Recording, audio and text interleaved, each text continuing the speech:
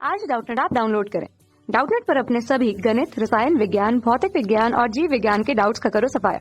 बस प्रश्न की फोटो खींचो, एक ही प्रश्न को क्रॉप करो और तुरंत वीडियो सोल्यूशन पाओ। अभी डाउनलोड करें। हेलो दोस्तों, आपका प्रश्न है वातावरण में उपस्थित गैसों के घनत्व यद्यपि अलग अलग हैं किंतु फिर भी इन गैसों की अलग अलग परत नहीं बनती है, क्यों? तो चलिए इस प्रश्न को हल करते हैं।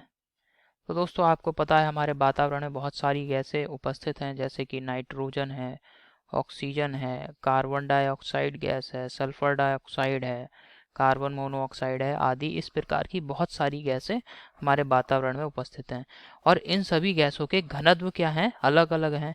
अब अगर घनत्व अलग अलग हैं तो दोस्तों क्या आपने कभी ऐसा देखा है कि हमारे आसपास कि भाई इतने की ये जो घनत्व अलग अलग होने का मतलब है कि इस भाग में, जैसे आप कहीं जा रहे हैं घूमने, तो रास्ते में पैदल चल के जा रहे हैं, तो ये जो भाग है इतने भाग में भाई ऑक्सीजन गैस बहुत अधिक मात्रा में है। यहाँ पे ऑक्सीजन गैस का घनत्व अधिक है, अर्थात ऑक्सीजन गैस यहाँ पे बहुत अधिक मात्रा में। थोड़ा आगे चले तो यहाँ पे दोस्तों नाइट्रोजन गैस की एक परत आपको दिख गई।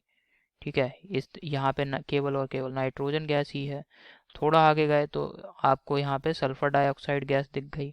तो ऐसा क्या आपको कभी दिखा है वायुमंडल में? ऐसा आपको दिखा है क्या? यहाँ पे ऑक्सीजन गैस है, यहाँ पे केवल नाइट्रोजन गैस ही उपस्थित है, यहाँ पे केवल कार्बन डाइऑक्साइड गैस ही उपस्थित है। ऐसा कभी भी नहीं होता है भाई।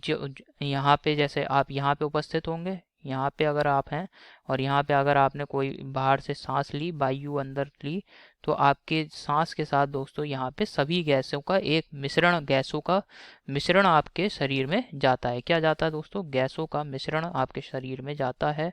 अंदर श्वसन के समय गैसों का मिश्रण जाता है। अब इस मिश्रण में दोस्तों सभी गैसें उपस्थित होती हैं, nitrogen, oxygen, carbon dioxide, sulphur dioxide, सभी गैसें इसमें उपस्थित होती हैं। अब हमारे शरीर को आवश्यकता किसकी होती है? केवल ऑक्सीजन की। तो हमारा शरीर ऑक्सीजन गैस को अवशोषित कर लेता है, बाकी की जो भी गैसें उनको दोबारा से शरीर क्या करते हैं दोस्तों? श्वसन क्रिया में बाकी की जो गैसें उनको बाहर निकाल देते हैं। तो इतना समझ में आया, गैसों का मिश्रण हम श्वसन क्रिया में ग्रहण करते हैं। तो इसका मतलब क्या हुआ कि ऐसा नहीं होगा कि यहाँ पे ऑक्सीजन की परत है, ये थोड़ी दूर चले फिर यहाँ नाइट्रोजन है, यहाँ कार्बन डाइऑक्साइड है। ऐसा नहीं होता है। हमारे वायुमंडल में प्रत्येक जगह पे, आप यहाँ पे हों, चाहे आप यहाँ पर खड़े हों, चाहे आप यहाँ पर खड़े हों, आपको जैसे ही आप सांस लेंगे तो आपको वायु का मिश्र गैसों का मिश्रण जाएगा आपके शरीर में।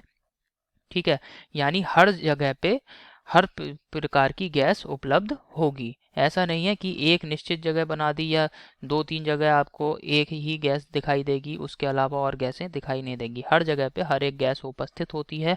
अब भले ही चाहे इनके घनत्व अलग अलग क्यों ना हो। अब ऐसा क्यों हो रहा है?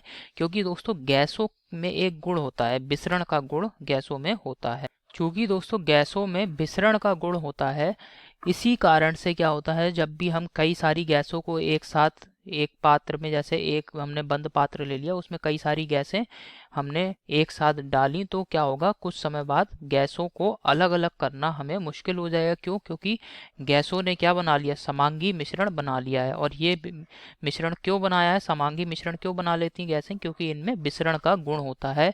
जैसे कि आप इस प्रकार समझ सकते हैं, जैसे नमक और चीनी का, यहाँ पे नमक को हम क्या करते हैं? पानी में घोलते हैं। जैसे नमक को पानी में घोल देंगे तो क्या आप नमक और पानी को अलग अलग कर सकते हैं? नहीं कर सकते हैं। तो ये क्या बन गया? समांगी मिश्रण हो गया।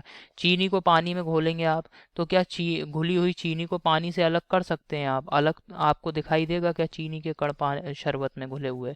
नहीं दिखाई देंगे। तो ये हो गया समांगी मिश्रण। इसी प्रकार दोस्तों गैसों में भी यही गुण होता है। गैसों में दोस्तों विसरण का गुण होता है। विसरण का गुण मतलब एक दूसरे के साथ अच्छे से मिलने का गुण होता है।